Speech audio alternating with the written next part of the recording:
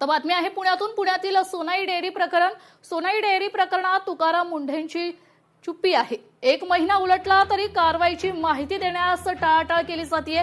दूध भेसळीच्या गंभीर विषयाची माहिती का नाही असा सवाल आता उपस्थित केला जातोय.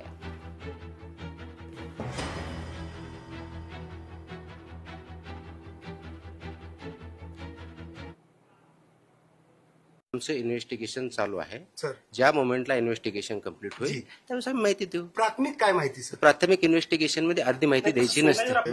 तुमच्याबद्दल खूप आदर आहे, नाही. तुमच्या कामाबद्दल आदर आहे. पण खालचे जे तुमचे अधिकारी आहेत ना, प्रचंड दबाव टाकले जातात आय थिंक माध्यमावरती. आय टूक अ प्रेस.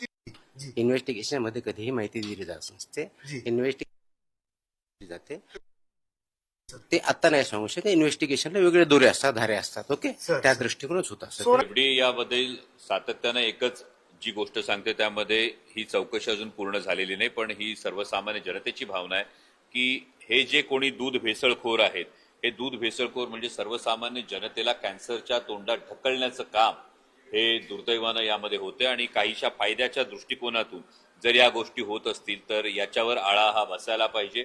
आणि जे कोणी दोषी असतील त्यांचं काय लागेबांधे असतील, काय त्यांच्यावर आशीर्वाद असतील, हे सगळे बाजूला ठेवून त्यांच्यावर कठोर कारवाई झाली पाहिजे, जनतेची मागणी.